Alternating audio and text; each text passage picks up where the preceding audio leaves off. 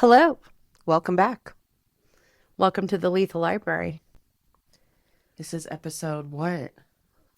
5? I think it's episode 5. I think we're at 5. I'm excited to tell you this story today. I'm going to tell you during the research, I was like, oh, I don't know. But then I was like, are you fucking kidding me? So some twists and turns and suspense. Yeah. I'm very I don't know, excited. it's suspense, but it was just like, it's an Wildness. are you kidding me moment, which is, my fave. So, Me too. stupid people.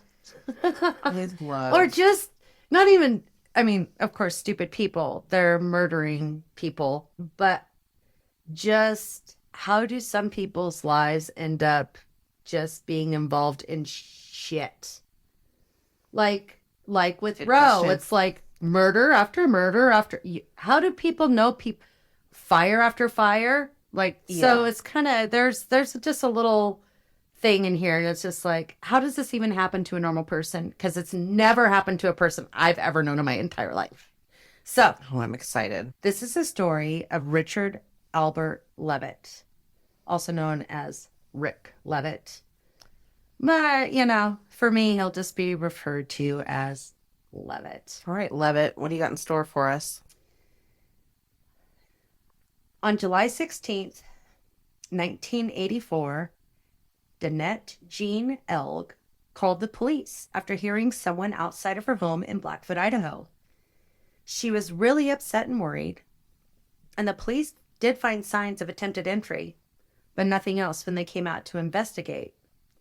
She told the police that she had suspected Richard Leavitt as the culprit. They left. The next night, July 17th, a 911 call was placed by a jogger claiming to be Mike Jenkins. He claimed he heard 2 women fighting, and one woman was screaming that she was bleeding from the heart and dying. When the police came out again to Elg's home, they found the home dark and locked. Okay. So they left. Oh, of course. On July 24th, police went back to check on Danette after receiving a report she had been missing from work for several days. Danette Elg, 31, was found dead in her bed. She had 15 separate slash and stab wounds, and robbery was ruled out. It was determined that she had died several days earlier on July 17th. Good job, police. Well, we went there to do like a wellness check because she hasn't showed up for work, but it was dark. There was nobody home, clearly. Yeah. Jogger called saying he heard women fighting and screaming and was bleeding from her heart and dying. Because that's what you do when you're bleeding from your heart and dying. You say, someone, I'm bleeding from my heart and dying. That's just such a weird phrase. And they go out there and like, house is closed up. Must not be home. Obviously, she's just out for the night.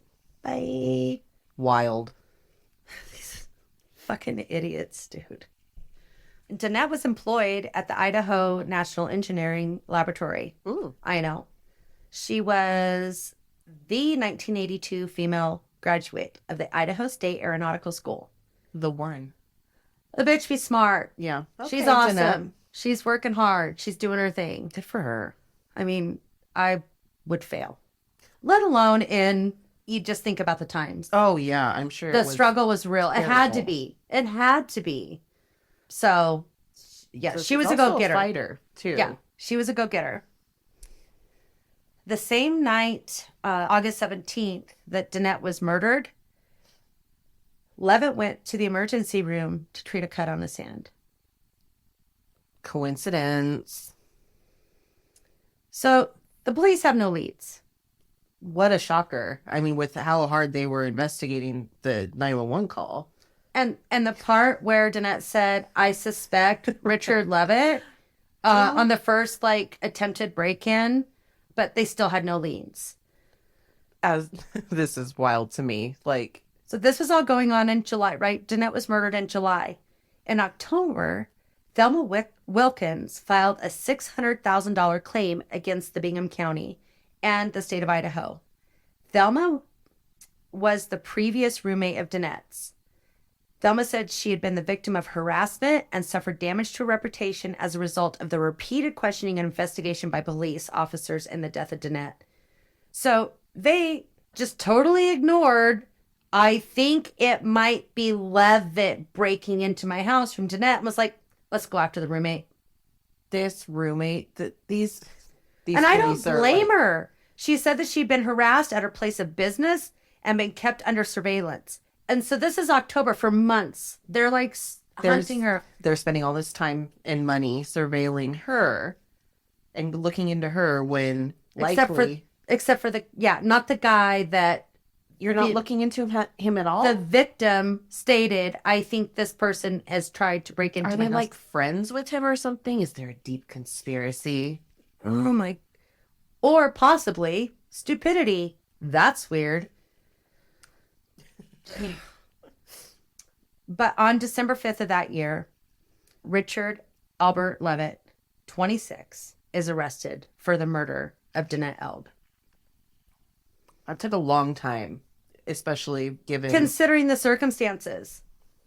In 1985, the court date for an arraignment for Leavitt happened. He pled not guilty. And this is just kind of a little... It's not significant to the story, but this had garnered national attention, and there was a lot of reporters there. And this is a small county in Idaho. Tiny. And the bailiff just freaked out. And he actually pulled a gun in a hallway full of television cameras. And he threatened to shoot the cameras. Like, he pulled his gun.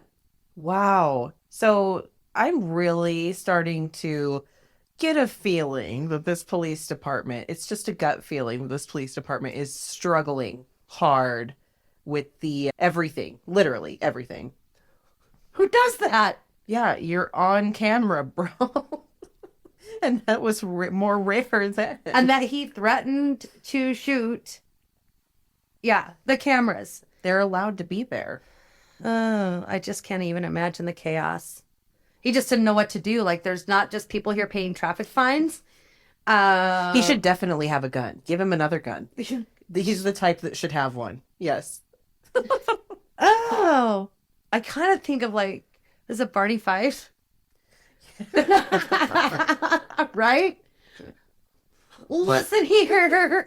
Shaking. Like, I'm going to shoot every one of your cameras.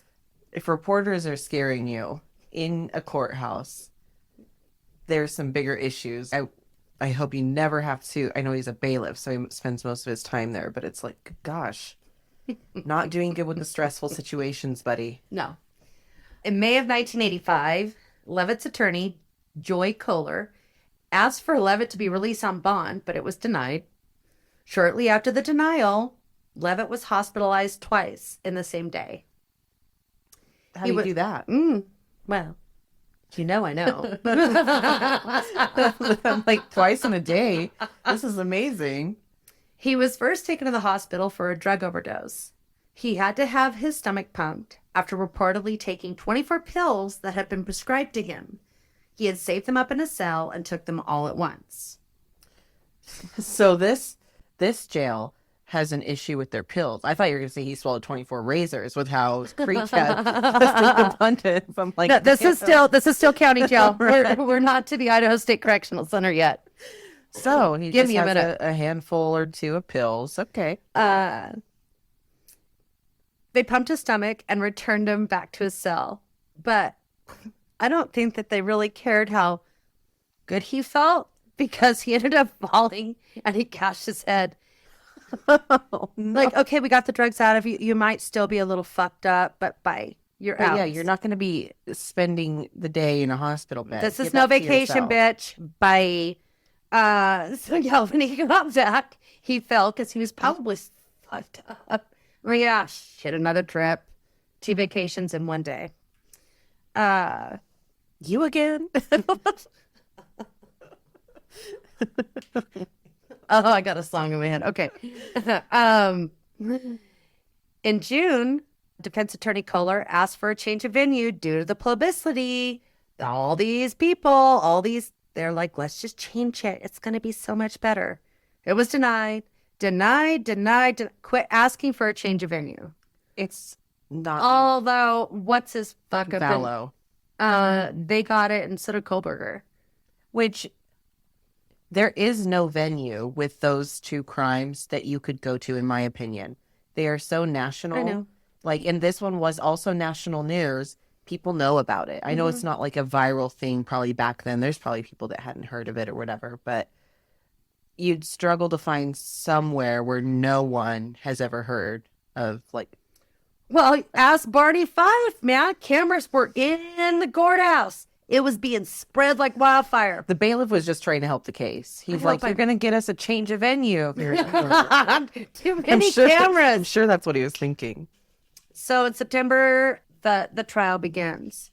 The one-time roommate of Danette, Thelma, the one who was like, quit harassing me, you dicks. I didn't do it. Yeah.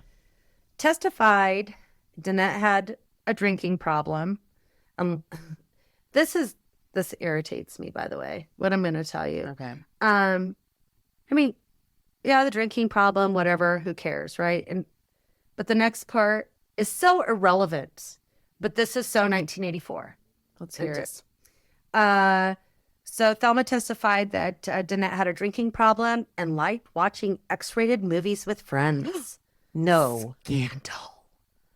In the tiny town of Blackfoot. Oh my I am God. clutching my pearls. It's like, really? Go get a girl. Go watch you some porn. Well, and what a not good friend and roommate. Why do you need to even say that? It was probably the defense attorney that dragged it out of her or something, trying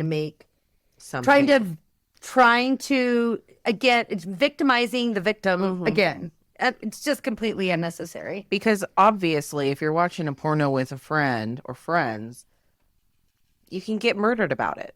That's totally makes it okay. But there's some weird things going on with Thelma, though, as well. It's just, I don't know how I feel about it. I want your opinion. Okay. Thelma also testified Leavitt had approached her with a proposed way of having Danette arrested. Why? That's what... Danette was on probation for a DUI and was serving weekends in the Blackfoot jail. So maybe she did have a little bit of a, drinking problem. She's paying her time. Yeah, but she's doing her time. I don't understand this next part, and I still can't even wrap my head around it. Thelma said Leavitt suggested he try to convince his wife's father, Idaho State Police Officer Doug Griffiths, to arrest Danette for driving without a license. Because she was probably driving back and forth to work, to INL. But also, why? What is this conspiracy? Why are they trying? How do they know each other? They're all just kind of in a friend group thing. Friend group, okay. And I imagine there was drugs. And drugs. It's a very small town. It is a very small town. It's tiny. So you know people that you don't even want to know. But I don't understand the reason that they were trying to get Danette arrested. Or I don't understand either Thelma's reasoning, Leavitt's reasoning. That has never come to light, and through my research. It's probably either money, sex, some type of lovers thing, or... I don't know. It's just kind of weird. Don't you think? Yeah, like, why are you... I'm like, why would they be trying to get her arrested? Thelma also testified that she had moved out around July 10th after a disagreement with Danette over household chores. Interesting timing. But I also bet you it was more than household chores, because Thelma stated that she and Danette were lovers during the cross-examination. I knew it. Which, 84, that was the big shocking shit. Oh my God, lesbians! Lesbians! Give me both! Shut the fuck up. That it was just like... Oh, I'm sure. In a small town, I bet that was not fun. And who fucking cares? Watch porn, be a lesbian, do you. who cares? But in 1984, small town Idaho, big Everyone deal. cared deeply. That it was in the newspaper. Oh, they were lovers. Lovers. They were roommates. Have you been watching the Paloma stuff on TikTok? Yes. I love it. I don't watch it. I don't follow, so I've obviously missed some episodes, but I just love the production and the music. I'm so fucking digging the music. And I love when people are posting things like this would be in Paloma's house, and when they find like a very 80s, like clearly this was a dresser, but also a Coke table. Like Paloma would have loved it. So it just reminded me of that because it's so scandalous. Yes, the scandal, the drama. Thelma admitted she would occasionally become jealous when Danette would pay attention to other men or women. They were lovers. They were lovers and roommates. Blood evidence was presented to the court. Blood found splattered on the walls, floor, and ceiling matched both Danette and Leavitt. Danette had type A, and the presumed killer had type O blood. Ann Bradley from the Idaho Forensic Lab found 8 distinct properties in the type O blood that matched Leavitt. Because I was like, this is 84. The reason it was before real DNA. Yeah, I'm like, oh, okay, type O blood, but I put that in there because it's like, no, there was some distinct properties than just type O blood that matched Leavitt. So it's not DNA, but there was definitely some properties there that matched Leavitt. Okay. Pathologist Robert Ramsey, trigger warning. This guy, Robert Ramsey testified a hole had been cut in Danette's lower back and her reproductive organs were removed. No. This was not, she was mutilated by this. Yeah. By this guy. I know at the beginning, it's like slashed and cuts, but like he mutilated her body. And that is so like not common. I mean, I've heard of someone getting, again, trigger warning, like a breast cut off or something. But to take the reproductive organs, that is very distinct and different and off the charts. It was a horrific crime. Sounds like it. I feel bad for the people that had to find this days later. Days. Ooh. One person testified while hunting with Leavitt, he watched him mutilate a deer's sex organs while dressing it. It was similar to how Danette was mutilated. That is so gross, dude. Of like, he basically practiced this on an animal, and our family hunts and everything. Just to do that when you're hunting, to do weird things, again, hurting animals. Big, huge. And for no reason. Like, there's no reason you would ever need to specifically be like, I want the steer's uterus. Are you kidding me? Right. Weirdo. Did you say a steer's uterus? A deer's uterus. Hey.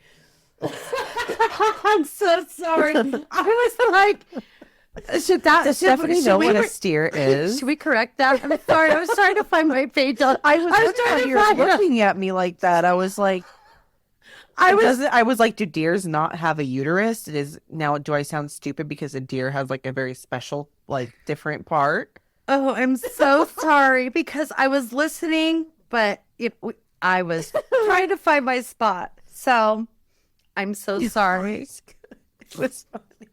Well, did you say a steer? You said, Steph, can we talk about steers? I'm going to hold your hand while I say that. They don't even have balls.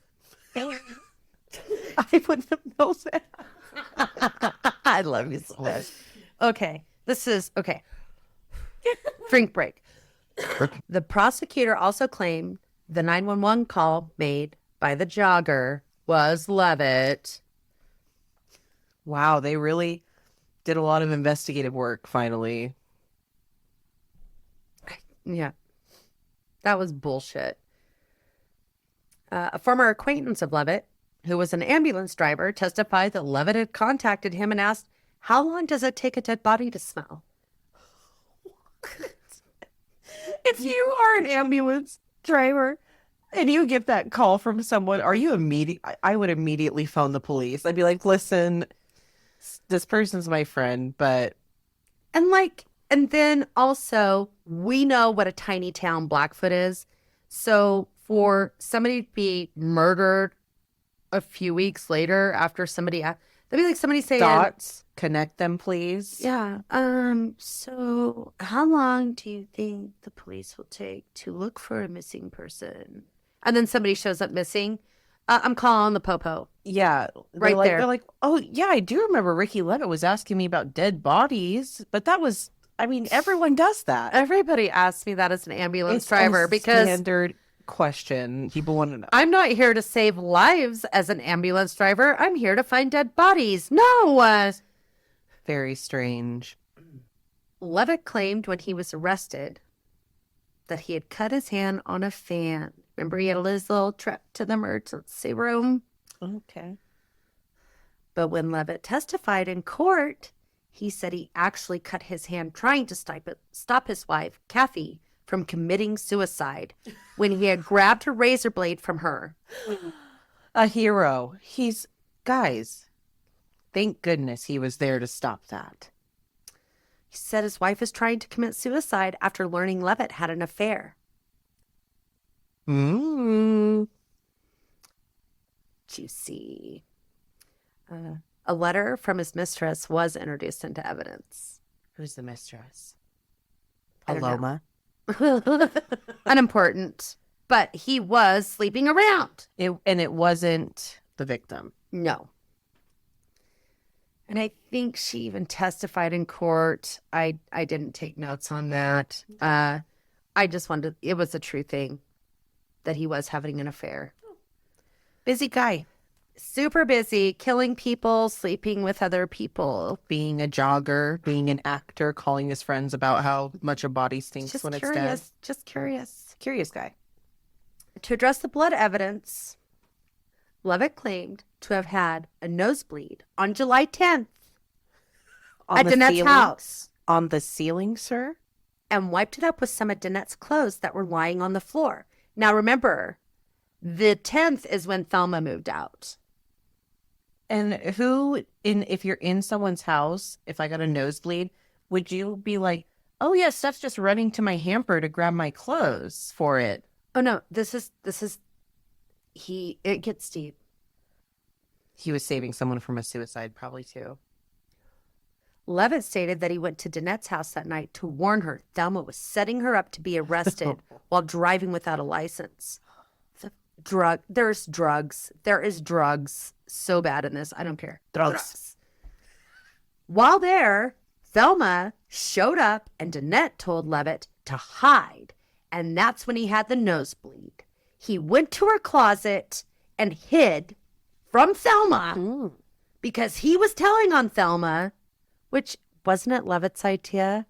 Anyway, to call his father-in-law. Anyway, he just picked up some of her clothes that were on the floor because he was scared of Thelma. This is a very interesting story. Everybody's so creative. Very vivid imagination. Everybody's so creative. I love that. A handwritten letter to Leavitt's wife was also presented in court. It was found among papers in a cell. What do they call that? When they go into your cell and rummage through everything?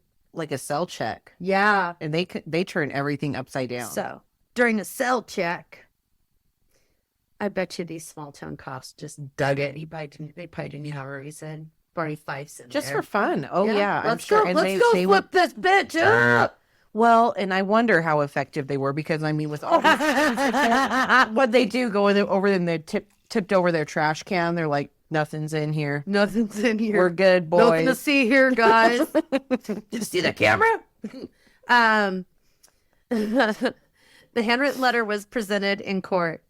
It was found among the papers in a cell. In the 8 pages laid out,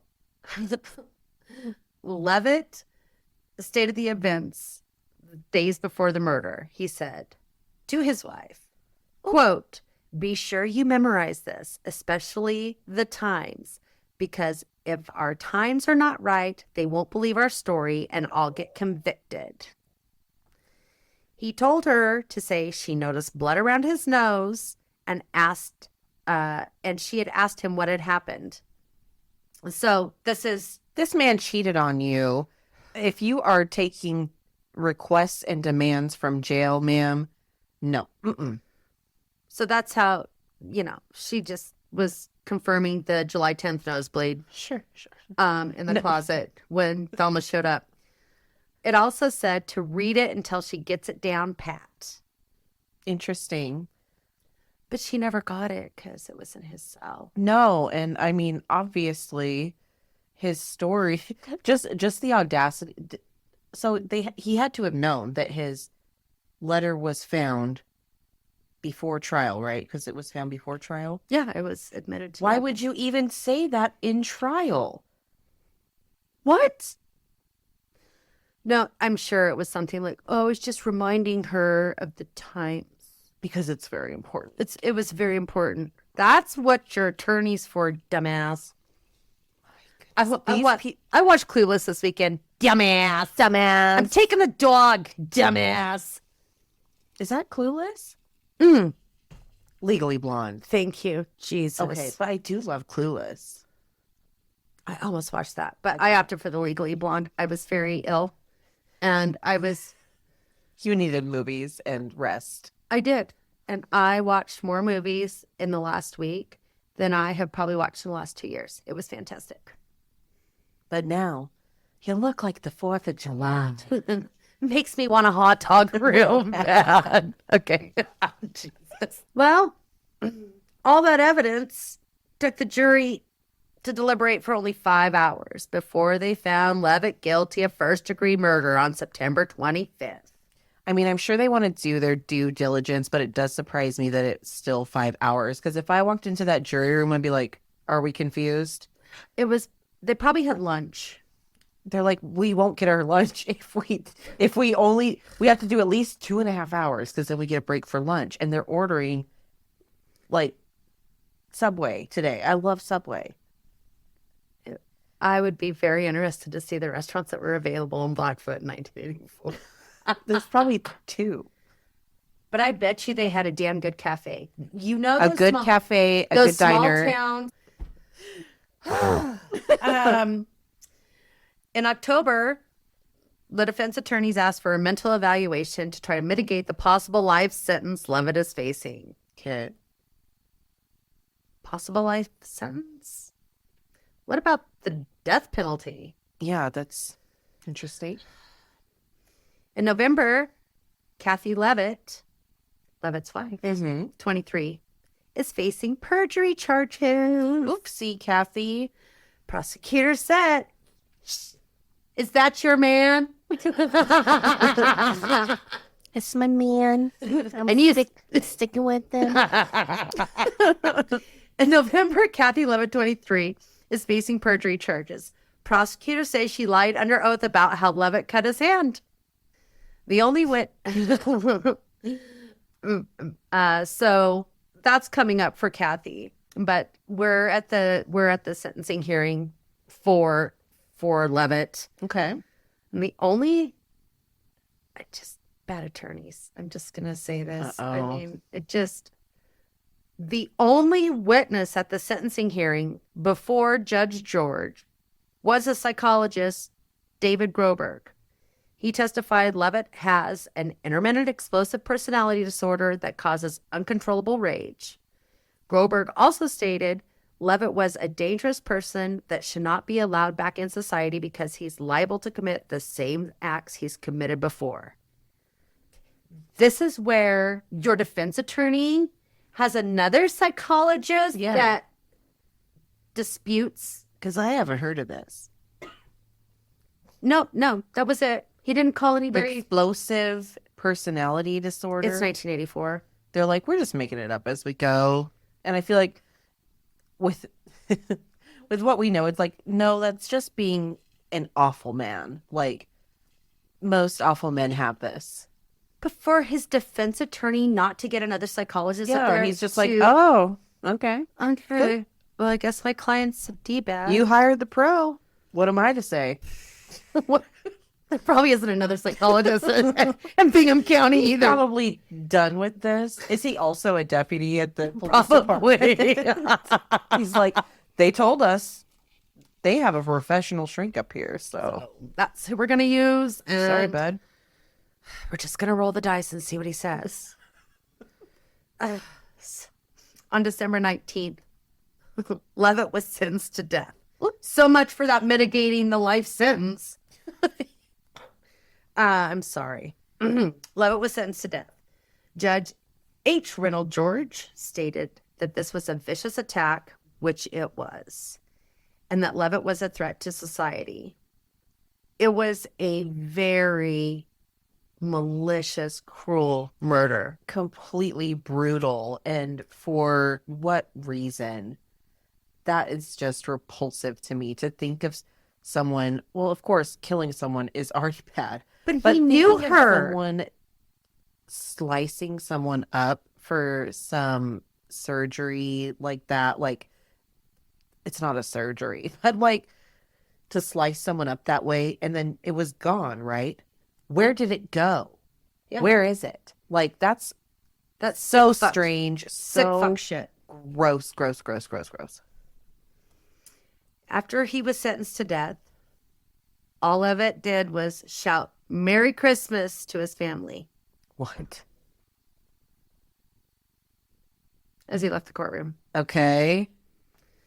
So, here it comes, the dreadful fucking appeals. Appeals on appeals on appeals on appeals. So, I'm gonna go through some of these. Just kind of, I don't hit on everyone, but so in '86, it was automatically appealed. It's the death penalty. Mm-hmm. But in May of '86, Kathy Leavitt pled guilty to perjury. Because you did it, Kathy. If your little husband, did he even tell you that his letter was found? Is that why she did it? I feel like any woman would be like, well, they found your letter where you're telling me to, like, exactly what to say and to memorize it. Like, I feel like if I say it, wouldn't that be weird? Kathy, come on. You should have got your shit together. She admitted to lying to protect her husband. In the plea deal, she was sentenced to 3 years probation, which is fine. It wasn't like her evidence was like her testimony was detrimental to anything. Right. It was insignificant Because it was so stupid. easily I do feel like she should have got at least a little time, because there's cases like this where people do lie and it is consequential because they don't have a letter detailing exactly how she should lie, you know? Well, in 1984, women were just stupid and they had to follow their husbands and rules. I mean, kind of, yeah. So, all right, Kathy, enjoy your probation, you weirdo. Okay, here's a fun fact for you. Ooh, I'm excited. In 1987, while in prison, Leavitt was awarded the Golden Poet Award by the World of Poetry organization out of San Francisco from over 2,000 entries. Okay, what? Are you going to read the poem? I haven't. I think we'll be the judges because we are poetry experts. So you want me to read it? Is it actually good? Let me read it. Okay, let's read it. We got to hear it now. The Golden Poet Award is to poets what the Academy Award is to actors. Poetry editor Edie Lou Cole said, "It is the highest honor World of Poetry is able to bestow upon poets." Is that true? Why have I never heard of it? Well, it's in the newspaper, Stephanie. Isn't it like what's one of the literary ones? Is it a Pulitzer? Yeah, no, this is no Pulitzer. Okay, well then don't say it's the Oscars or whatever. Who said that? It's the poetry editor, Eddie Lou. Eddie Lou. Can we chat? Anyway, The awards are presented in Las Vegas during their 3rd annual poetry convention. But somebody's not going to make it. But let me read you his poem, Plenty of Beauty. I heard some people talking about the world today. They were saying it was ugly as they hurried on their way. I thought to myself, why don't they stop and look around? Because there is plenty of beauty just waiting to be found. There's the beauty of an eagle with its wings spread in flight, and that of a mountain at the first break of light. There is beauty of a flower as it basks in the sun, and that of the deer or the elk as they run. There's the beauty of squirrels gathering nuts in the dark, and that of the horizon just before dark. There is the beauty of a rainbow with its colorful stripes, and that of the fruit as it just getting ripe. There's all kinds of beauty in most living things, and it's in the color and fragrance that each of them brings. So if you think the world's ugly, stop and look around. You'll find there is plenty of beauty just waiting to be found. It was really tough for me to hold it together with that. I'm so sorry.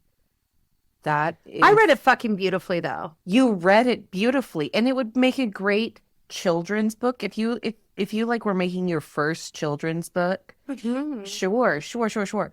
Knowing the great poets that have way before it was their third annual award ceremony. This an Oscar. I gotta talk to Eddie Lou immediately. I know maybe they're not here anymore. Eddie Lou, this alone, you piss me off. Fuck you, Edie. Get out of here. Okay. Audience, what do you think? I want to hear about that poem because I've taken some literature classes when I was in college, and I'm like, my favorite was when he rhymed dark with dark. Man, the mental acuity needed. A genius, brilliant. Oh my God. I'm so glad that we decided to read that because I was like, maybe this is going to be deep and be like, oh wow, just a very make you feel existential, a crazy perspective or some interesting writing. That was ass. Thank you.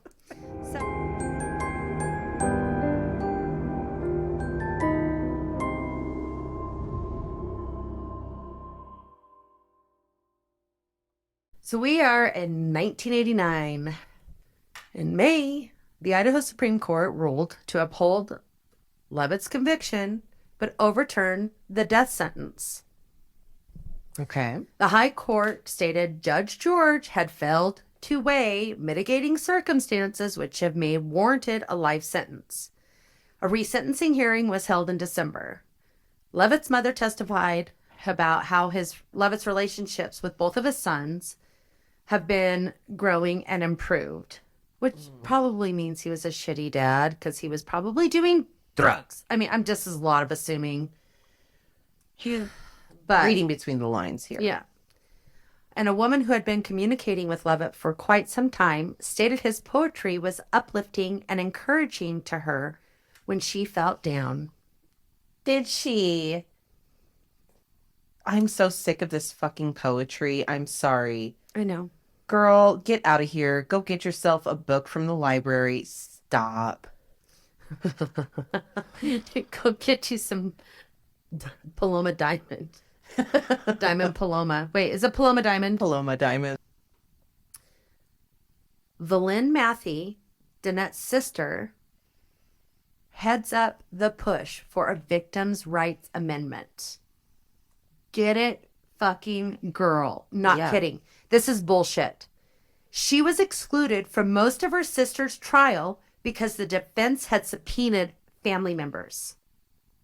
Oh, so they didn't even get to see or be there? No. Oh, damn. So the Victims' Right Amendment would allow for family to contest the subpoena and ask the judge to be present. If a family, I don't even care if they testify. If I feel like they almost should have pre-testimony or something like that. I think that family members should absolutely be able to sit in over anyone else. And what a dick of a defense. The defense did it on purpose.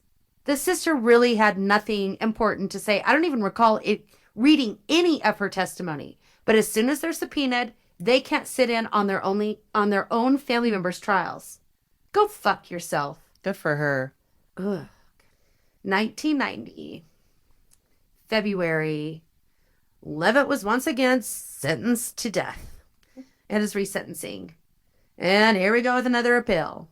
In November of 1990, the Idaho Supreme Court upheld his death penalty conviction. And this is where I'm going to take you on a little side trail. I'm excited. We're going to go back to 1977. Oh, okay.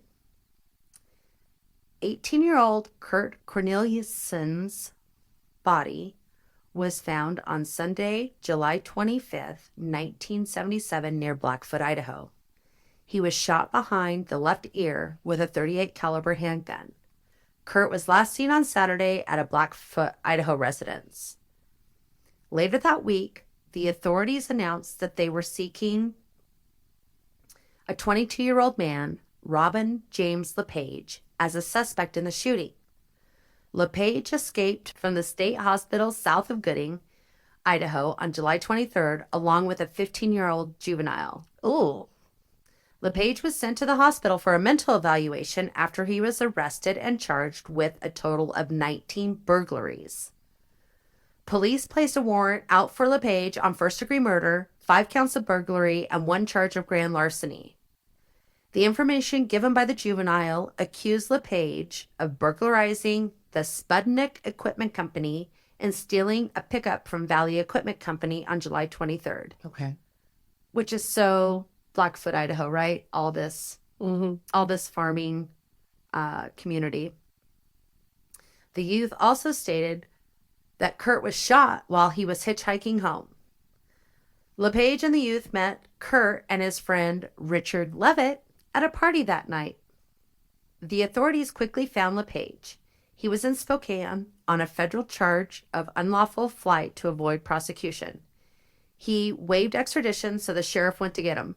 While there, the sheriff discovered LePage had failed to sign the waiver of extradition. Okay. The sheriff came home empty-handed, but LePage was returned to Idaho and booked into the Blackfoot jail a few days later. He's like, oh, this was a wasted trip. Fuck.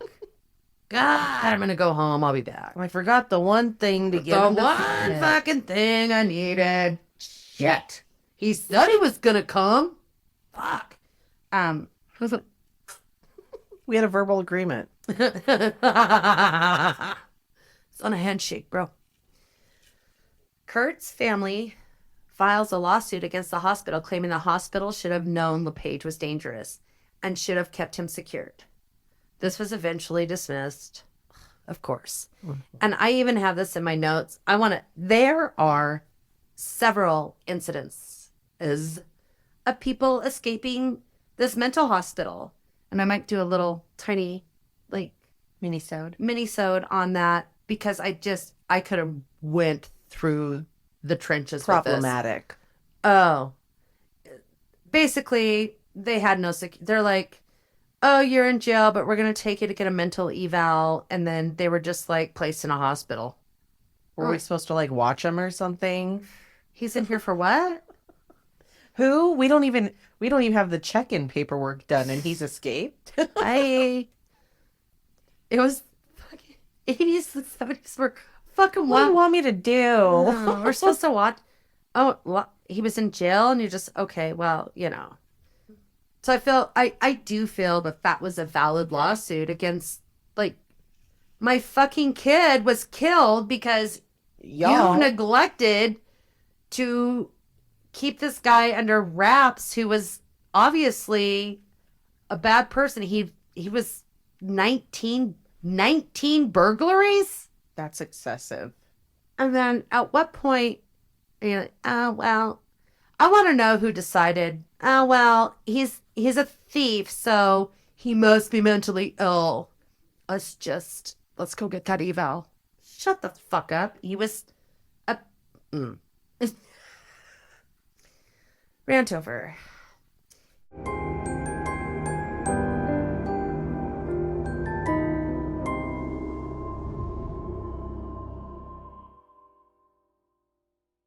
In 1978, during the first trial, Dr. Edward E. Fisher testified Kurt had died from a head hemorrhage caused by a bullet wound. During the autopsy, evidence of sexual assault was also found. The trial only lasted 2 days, and LePage was found guilty of first-degree murder. Prosecutors are seeking the death penalty. LePage was eventually sentenced to life in prison plus 15 years. In 1981, the Supreme Court ruled it was a flagrant violation of LePage's rights. The actual violation was the rights of a man accused of murder to place a paid informant in LePage's cell to solicit a statement from him. So they put somebody in his jail cell, paid him to try to get him to talk. Yeah. That's dirty bird stuff. In 1993, LePage asked for DNA testing, hoping this will help him gain release. Because he's denied doing this. Okay. DNA tested showed it was not LePage's semen found on the body. Ooh. But the judge, James Harnden, said, doesn't mean that he didn't kill Kurt. He just didn't rape him. In April, so 5 years later, in April 1998, LePage's attorney asked the judge permission to compare semen from Leavitt to a sample found on Kurt's body. Why? Leavitt was the last person to see Kurt alive. Leavitt testified during LePage's trial. The other person to testify against LePage was the 15-year-old escapee, who was later identified as John Messinese III. Messinese testified he saw LePage shoot Kurt and then was asked to help load the body into the truck, which he refused. But he testified that Kurt was shot in the front of the head, while evidence showed that Kurt was shot behind. So where are you getting this? Yeah. Also, the only fingerprints found in the truck were those of Messinese, and those were found on the driver's side of the truck. Never had a passenger before in your life? I just feel like it's very messy and not clear. Super. They're taking testimony from a 15-year-old escapee who doesn't want to get in trouble, and Leavitt, who is not at the time, but is still a convicted murderer, who I'm pretty sure did drugs. So, but here this guy is, like, really trying. I mean, he's fighting for the DNA evidence. He always maintained his innocence. And to be so ballsy, to be in jail for all those years, and then all of a sudden here comes DNA rolling around, and he's like, let's go. I want DNA testing. Do you think that maybe somebody else did it? I do. Okay.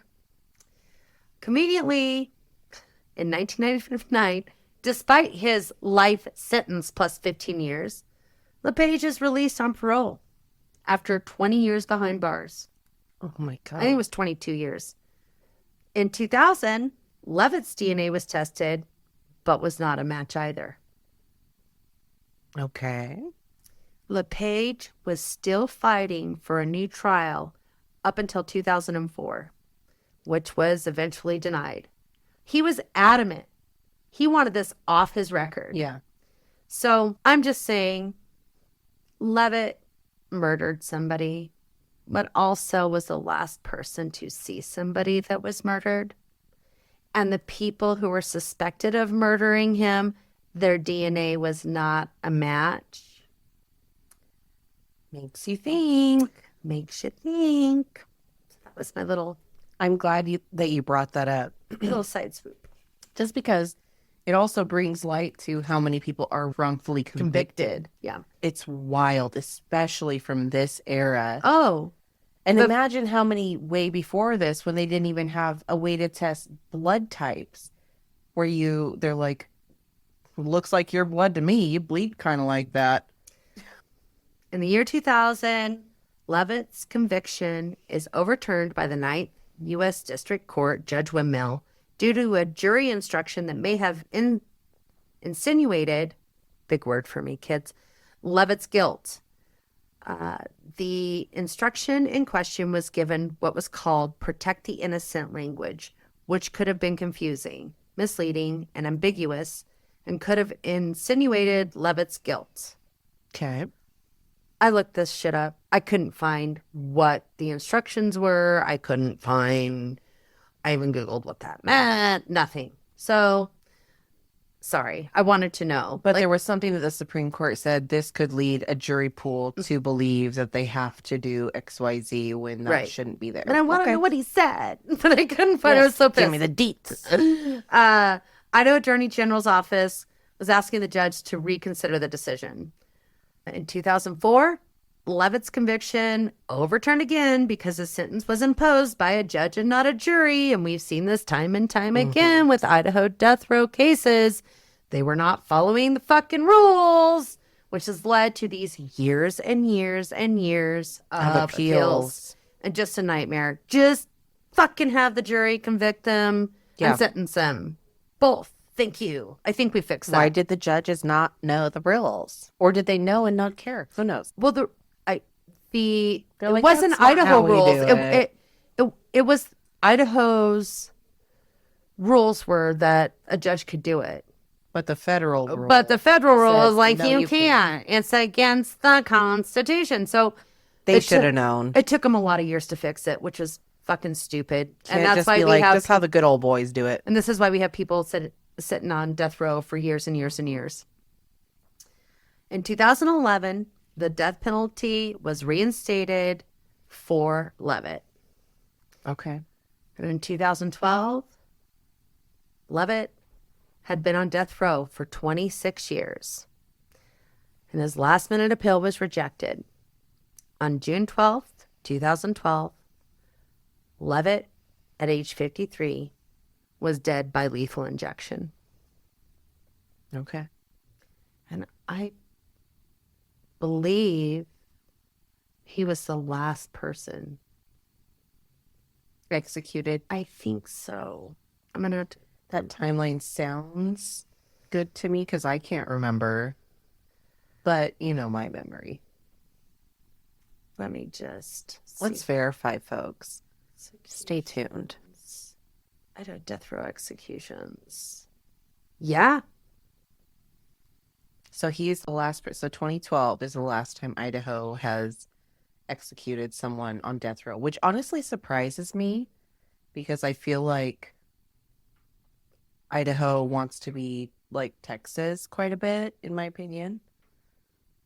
Like, put him in the chair, firing squad. Yeah, it's showing here that since 1994, there's only been 3. And I'm going to tell you why. I mean, it's because Idaho fucked up the death penalty through the 70s and 80s by not following federal law. And a lot of these convictions have been turned to life sentences because of it. So, not surprising to me with Idaho being like, but I can do what I want. I do Catch me outside. Boom. Do you want to catch his hands? Sorry. Couldn't help it. So, yeah. That's just, and poor Danette Elg. I still am horrified that he did that. And that they probably never found out where it was, or like to have parts of you cut out. I mean, I hope that she was dead when this happened, just because who would want to be alive for that?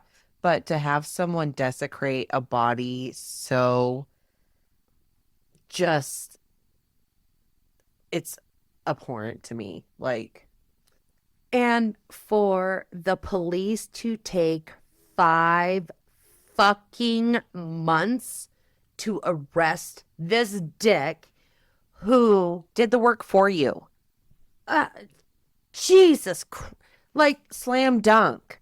where was the part that Danette said, oh, yeah, I think that this guy that I know, I think she had to have some reason He to tried think to that. break in and kill her already.